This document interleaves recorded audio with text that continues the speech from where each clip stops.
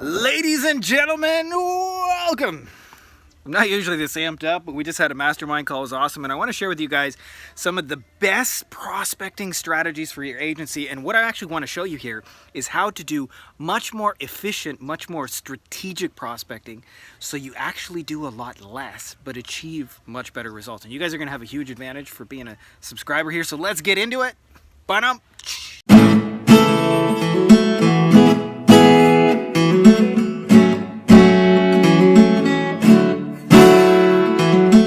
Let's talk about no bullshit strategy number one.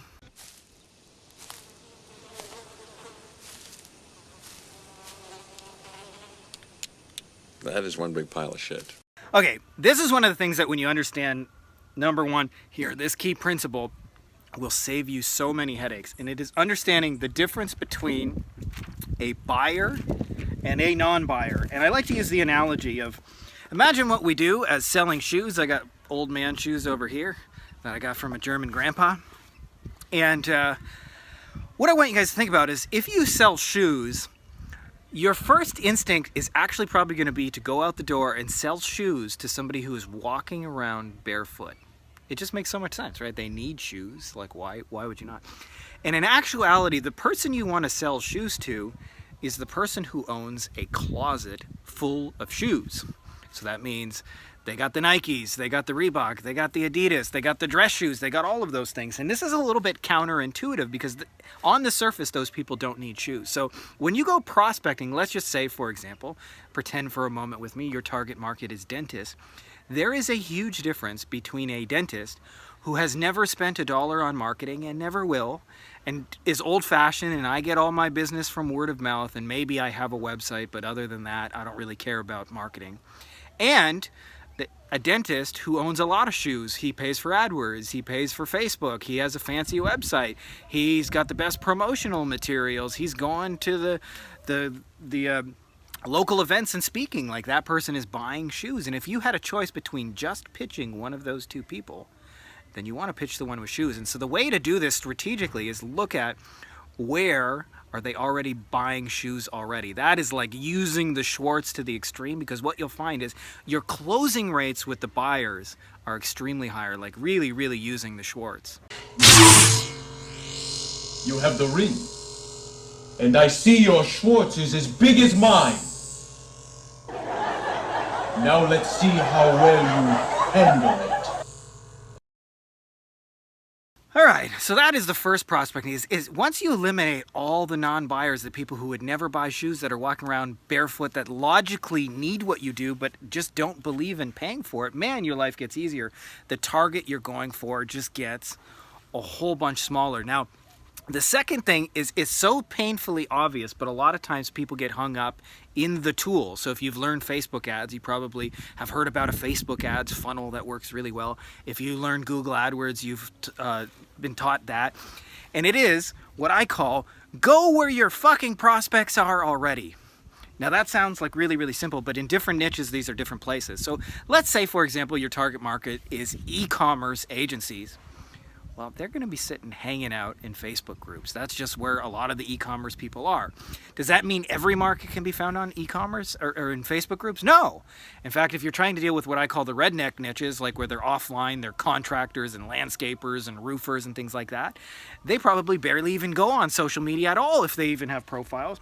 And they like to hang out in this thing called the real world, which means if you're trying to reach those people, you either got to go meet them in person, you got to call them on the telephone, you got to send them a letter in the mail, but you got to do something very real worldy.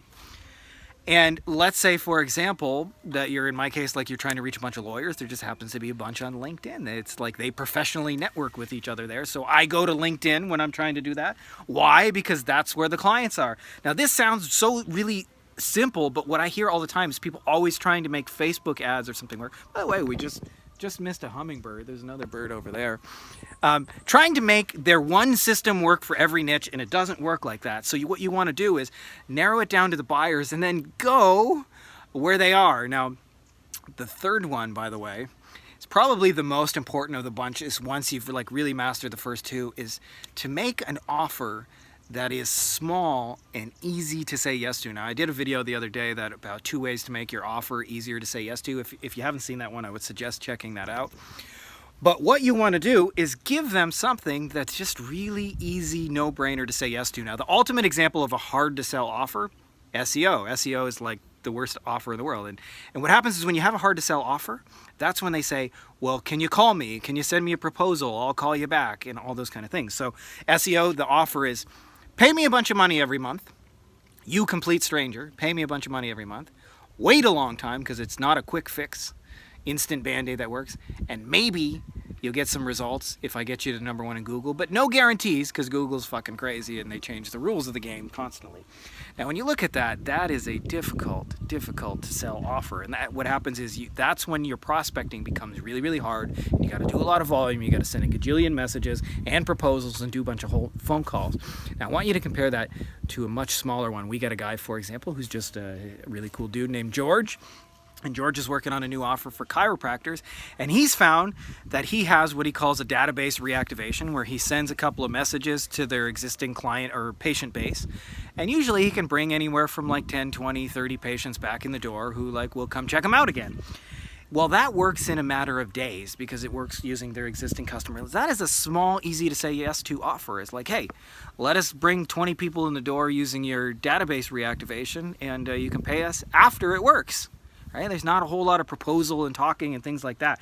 So if you do those 3 things where you focus heavily on the buyers, and you go where those buyers are already, and then you make them a no bullshit, easy to say yes to offer and get in front of them, what you'll find is that the prospecting things that everybody says you got to do, you got to have a funnel, and you got to blog, and you got to do SEO, and you got to have a website. It's really not that complicated. Is you find where the buyers are, you get in front of them, and you make them an offer. If you do that, prospecting gets a whole lot easier. And you can do this, by the way, without a website. You can do this without a whole bunch of case studies and testimonials. In George's cases, he's done that before, but even if you don't have a whole bunch of case studies or testimonials, or say you're going into a new niche because you've had to pivot from all this, COVID madness, it doesn't really matter. You don't need all that. So I hope that's helpful to you guys because it's simplifying prospecting. A lot of people just make this more complicated and think, I hear people say I gotta have a funnel and a VSL and all those things.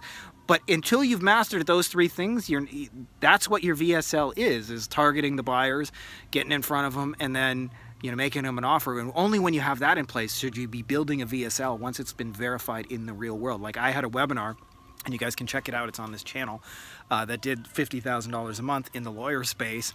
And one of the things about it that was really interesting is like I didn't create the webinar until I've had hundreds of conversations with lawyers. So like that webinar, their pain points and everything they say is like spot on. But you don't want to start there. Oh, there's the hummingbird.